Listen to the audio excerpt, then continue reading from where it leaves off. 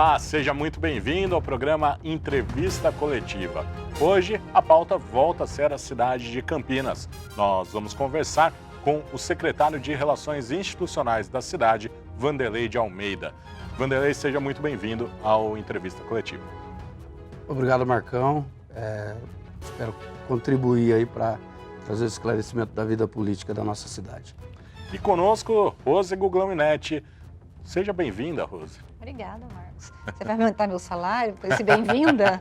Tô querendo, né? Aí já não é comigo. Tá tão gentil, né? Ô, Rose, como as mulheres mandam aqui, você pode fazer a primeira pergunta. E eu preciso me controlar para não perguntar demais, né? Mas vamos lá. Secretário, nós vamos começar a falar de um assunto recente que pautou a política campineira, que foi aquela ação do Ministério Público em relação à determinação do Tribunal de Justiça da demissão de mais de 502 ou 510 comissionados da Prefeitura de Campinas. A Prefeitura conseguiu cassar essa decisão como liminar no Supremo, mas ainda vai se discutir o mérito. E a grande discussão é que Campinas efetivamente tem um grande número de comissionados. Afinal de contas, Campinas tem ou não um grande número de comissionados? Rosé, acho que é oportuno, eu estava até falando com o Marcão antes de começar a entrevista, é oportuno a gente tratar do assunto, porque esse tema comissionado, ele vem rondando a gente desde o começo da gestão. O fato concreto qual é? Quem estabeleceu limite para carga em comissão na cidade foi o prefeito Jonas. A gente fez uma lei em 2014, lei essa discutida com a Procuradoria do Estado, onde eles apontaram que achava que é razoável você ter um percentual de 5% em relação aos cargos efetivos para cargos em comissão. E nós fixamos 4 na legislação. E estamos praticando menos de 3. Então, a verdade sobre cargo em comissão na cidade é que de cada 3 comissionamentos que a cidade tem, só 1 não é servidor efetivo. Então, cada 3 comissionados, 1 não é. Hoje, para um contingente de 17 mil pessoas que trabalham na prefeitura, funcionários ativos, a gente tem um número de comissionados na casa de 500 pessoas. São mais de 1.000 postos de trabalho que a cidade tem.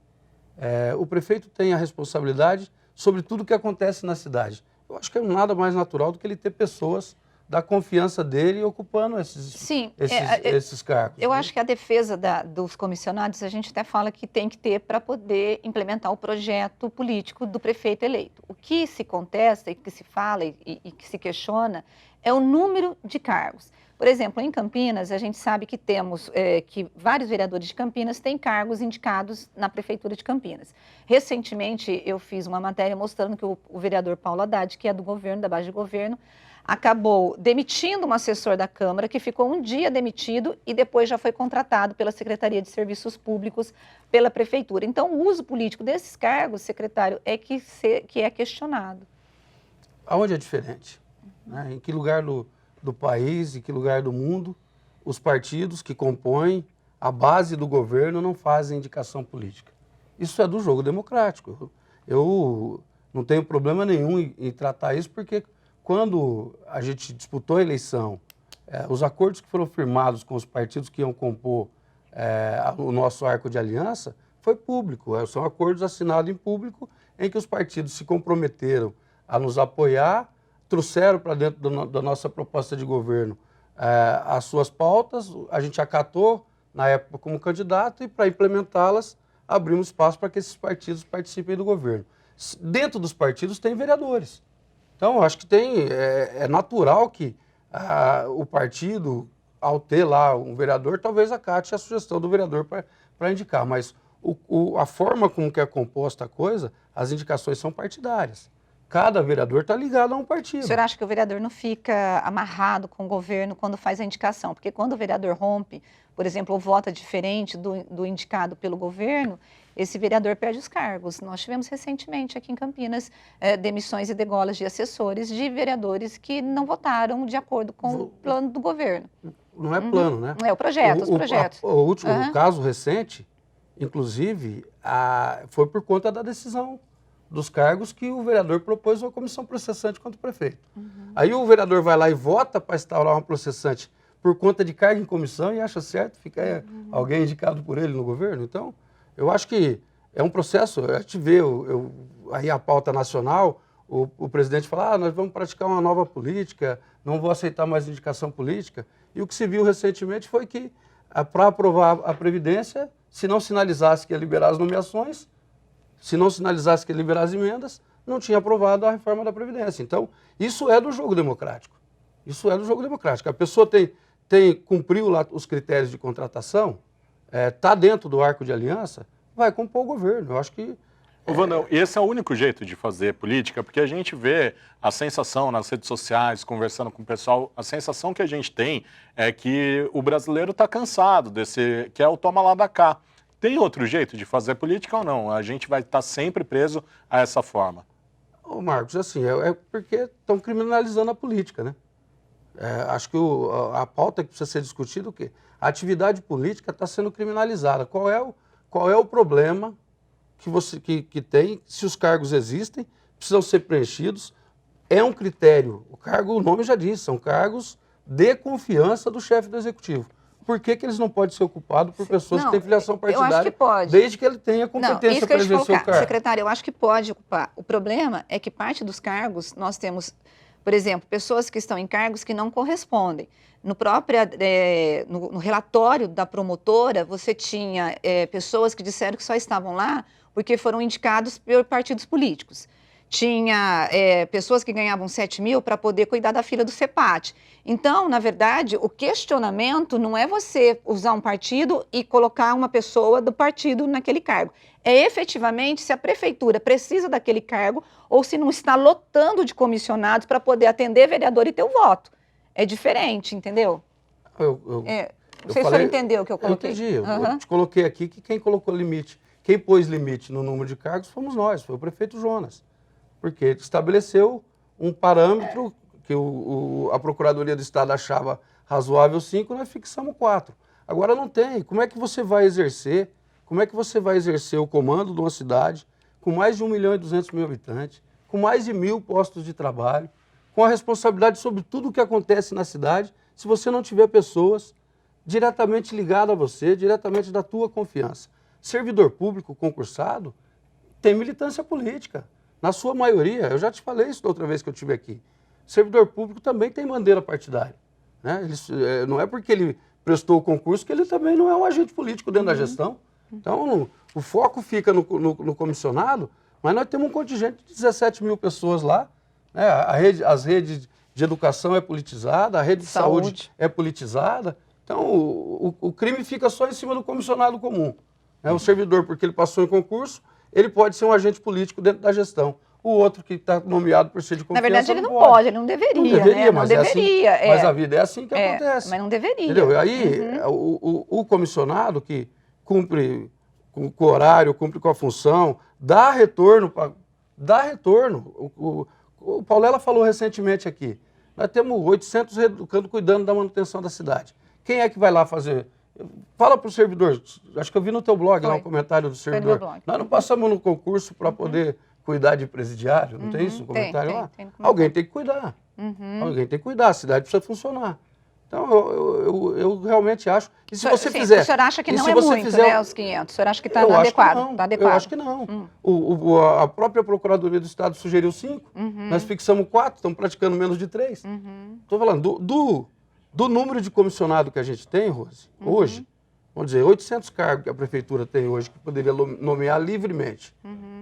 280 é servidor de carreira, que é uma demonstração o quê da gestão? Que nós estamos aproveitando o servidor que tem acúmulo, o servidor que quer contribuir com a gestão. Secretário. Então, esses 280 cargos, poderia estar sendo provido como foi provido os outros 500. E não está, a gente está usando pessoas que têm experiência para ajudar a gestão. Secretário, o senhor falou de servidor público. Recentemente, o prefeito Jonas esteve na Câmara de Campinas, eu não me lembro qual foi o projeto, mas uma das coisas que ele colocou, e eu estava lá, foi o seguinte, que ele queria o apoio da população para poder apoiar a história dos relógios pontos em relação aos servidores municipais, porque ele falou que não era a maioria dos servidores, mas que sim tinha servidores que não estavam trabalhando, estavam recebendo, não trabalhando. A estabilidade do servidor é um problema para a gestão pública? É um problema. E como solucionar isso? É que isso não é municipal, né? Não está na nossa esfera de gestão decidir sobre o servidor ter Sim, estabilidade sim, ou não. vamos Mas é um fato imaginar. concreto. Se o gestor pudesse ter um instrumento do qual a avaliação do desempenho do servidor fosse levada em conta para manter a estabilidade dele, eu acho que a população ganharia muito em serviço. Porque cria um nível de acomodação, cria ali uma falta de compromisso com o resultado, o servidor ter a estabilidade. Eu não, vou afirmar o que o prefeito falou. A ampla maioria dos servidores são bons servidores, prestam bons serviços, porque senão a situação seria muito pior. Agora, a estabilidade realmente, eu acho que é uma questão que precisava ser, não digo reavaliada, mas precisaria estar junto o comprometimento com o resultado, né? O servidor teria que ter um comprometimento maior com o que entrega para a população. Por que a demora em colocar o relógio ponto para o restante dos servidores? Porque começou pelo Mário Gatti, agora está indo para as UPAs e para o SAMU e Ouro Verde, mas a orientação do Ministério Público foi em 2013, né? Orientando as prefeituras para colocar o relógio ponto, justamente para impedir que servidor não trabalhe a carga horária que ele é contratado, não falte do trabalho, aquela coisa toda. É um processo. Quando começou isso aí, quando teve lá o apontamento do MP, a gente começou a tratar disso internamente. Na saúde, tinha mais de 250 jornadas possíveis para o servidor. Verdade. A gente teve que adequar, reduziu, acho que são 6, hoje são 6 jornadas possíveis. Então, essa readequação está sendo feita e vai acontecer também no restante dos postos de trabalho. Não vai ficar restrito só à rede Mário Gatti. A gente precisa ir para um rápido intervalo. No próximo bloco, a gente volta com mais perguntas para o secretário de Relações Institucionais da Prefeitura de Campinas, Vanderlei de Almeida. Não saia daí.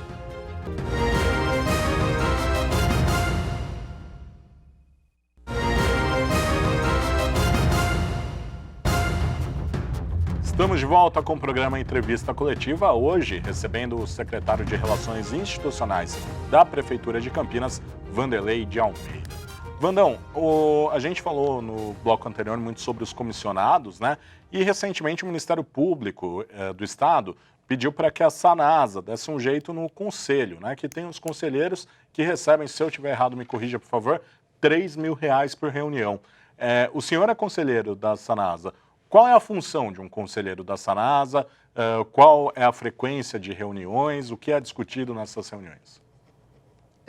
A Sanasa é uma empresa de economia mista, né, e uma empresa de capital misto. Ela tem, por força de lei, as suas instâncias de comando. A instância maior de uma empresa é a Assembleia de Acionista.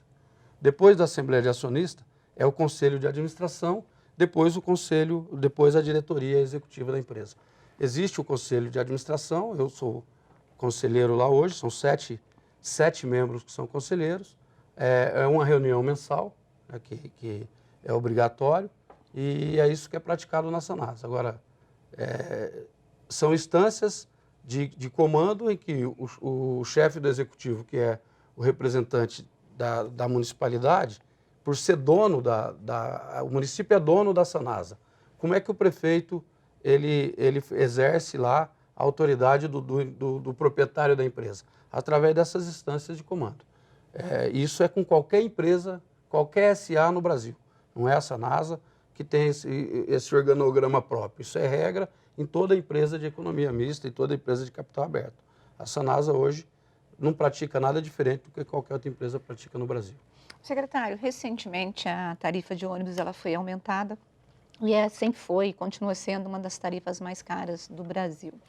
Nós temos na Prefeitura de Campinas um subsídio alto, né, da tarifa e por isso ainda não é mais alto ainda o valor. Não tem como diminuir esse negócio não para a população de Campinas, porque há tanta reclamação e acaba sendo realmente um alto valor? Rose, é assim, a tarifa, primeiro, as pessoas realmente não têm compreensão, né? Que ao aportar 80 milhões, 74, acho que 76 milhões de reais por ano que o município aporta, ele, de certa forma, ele segura a tarifa até menor do que ela deveria ser.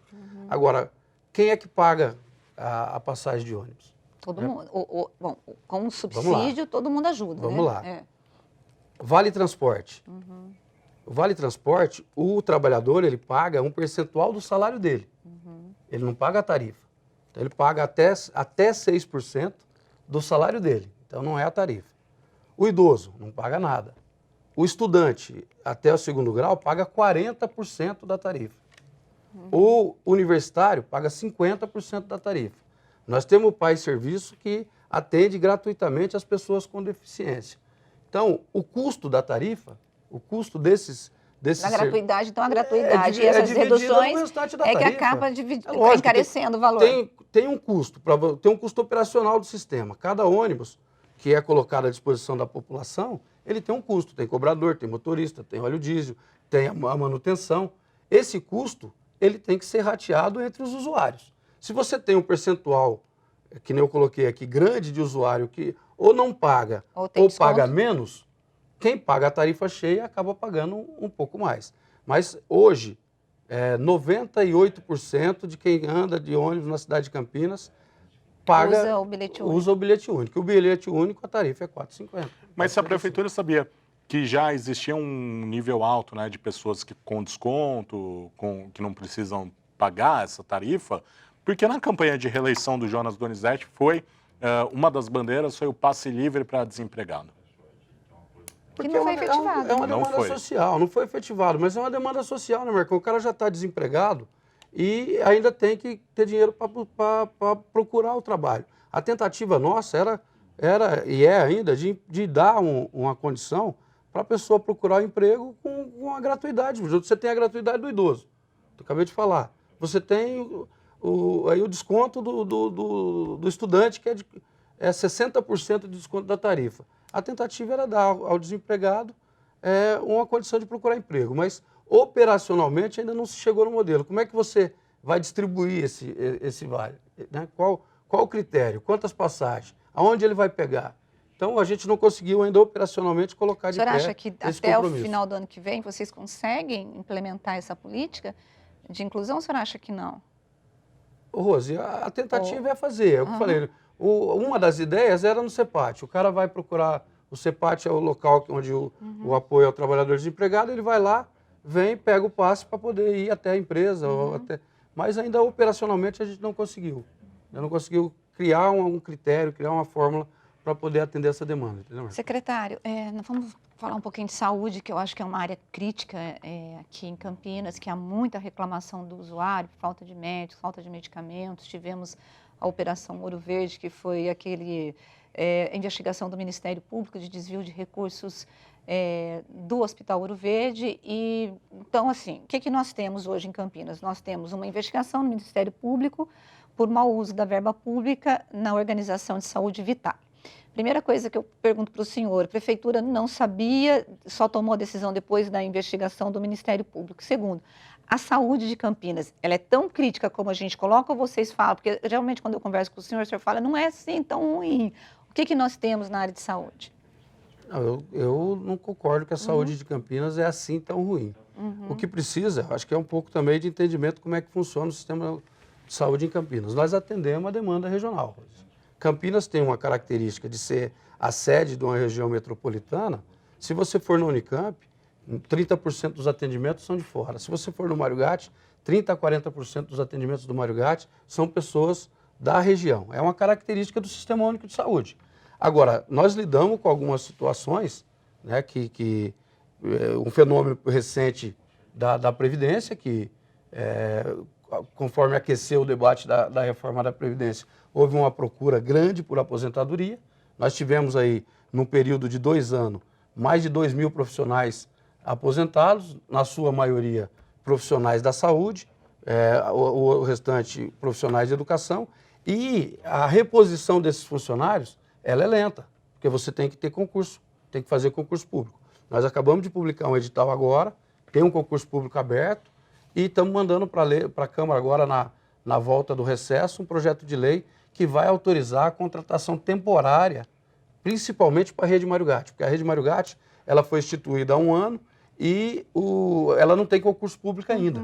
E a Prefeitura não pode ceder mais, a Prefeitura contratar por concurso e ceder para o Mário Gatti. Então, enquanto o Mário Gatti prepara o seu concurso público, a gente vai autorizar a contratação temporária de profissionais para poder completar essas escalas. Tem ideia de quantos cargos? Eu acho que para a Rede Mário Gatti serão mais de 600. Mais de 600 Mais cargos? de 600 profissionais, entre médicos, enfermeiros, para repor aí ou exonerações, mas na sua ampla maioria foram aposentadorias. O senhor falou sobre a reforma da Previdência. O PSB, só para explicar para o nosso telespectador, que o Vanderlei de Almeida, ele também preside o PSB aqui na cidade. O PSB nacionalmente fechou questão contra a reforma da Previdência. Mas a gente viu o prefeito Jonas Donizete defendendo a reforma da Previdência, inclusive, né, a inclusão dos estados e municípios na reforma. Como que fica essa situação? Não fica uma saia justa do prefeito com o partido, já que o partido até analisa a expulsão de alguns deputados que votaram a favor da reforma da Previdência? Marcão, eu acho que essa discussão ela é o dilema eterno, né, entre a cartilha partidária, o plano de governo e o exercício, né, de quem está à frente da gestão. O Jonas nada mais fez do que o papel de gestor. Campinas hoje, um dos maiores problemas que o município tem hoje é o sistema previdenciário. Nós temos projetado para esse ano aqui um déficit de 600 milhões de reais do nosso sistema previdenciário. Como é que o prefeito, no papel de gestor da cidade, não vai defender a reforma da Previdência? Entenda o papel do partido. O partido tem uma posição política, tirou lá uma decisão, levou aos seus parlamentares que a decisão era aquela. Agora, o partido... Mas o Jonas, ele não é deputado, ele é prefeito. Na condição de prefeito, a gente precisa prevalecer a posição dele de gestor da cidade, porque quando você ganha uma eleição, você não governa só para quem pensa igual a você. A responsabilidade do Jonas hoje é primeiro à frente da cidade. Então, a cidade tem um problema, que é um problema sério, que é o déficit previdenciário. 600 milhões de reais, a obra do BRT, que é a maior obra que está em andamento no país de mobilidade, é 450 milhões de reais. E o déficit nosso para esse ano são 600 milhões. E não tem uma solução ainda, né, secretário?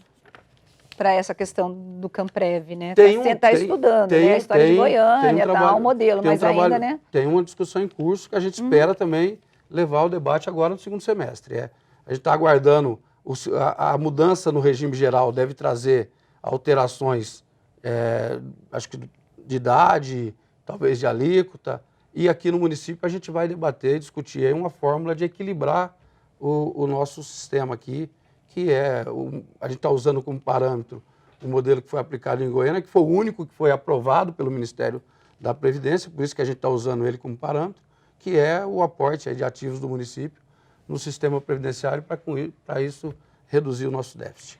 Vamos falar de eleições, então, nesse tempo final aqui do programa. O deputado estadual Rafa Zimbaldi, ele é o candidato do prefeito Jonas e do PSB para o ano que vem, ou tem outros nomes? Eu acho que o Rafa talvez hoje, a principal alternativa nossa. O Rafa vem aí numa ascendência na carreira política dele, foi o deputado mais votado da cidade na última eleição. O Rafa sobreviveu ao fenômeno aí da eleição de 2018, conseguiu ter um bom resultado eleitoral e hoje é talvez o principal nome do PSB. Só que o que a gente tem pautado lá, Rose, o nosso momento é um momento administrativo. Nós passamos por uma turbulência política muito forte. A prioridade do governo hoje é a agenda administrativa, é enfrentar essas pautas que a gente colocou aqui, é resolver o nosso déficit previdenciário, é preparar, entregar as obras que estão em andamento na saúde, a obra de mobilidade aí do BRT e começar a discutir esse assunto de sucessão ano que vem. Okay. Queria agradecer a presença do secretário de Relações Institucionais da Prefeitura de Campinas, Vanderlei de Almeida. Muito obrigado pela sua presença na entrevista coletiva. Eu que agradeço, Marcão, Rose, estou sempre à disposição. Rose, valeu, até a próxima. Até, gente. Tchau, tchau. E a você de casa, uma excelente semana e até mais. Tchau, tchau.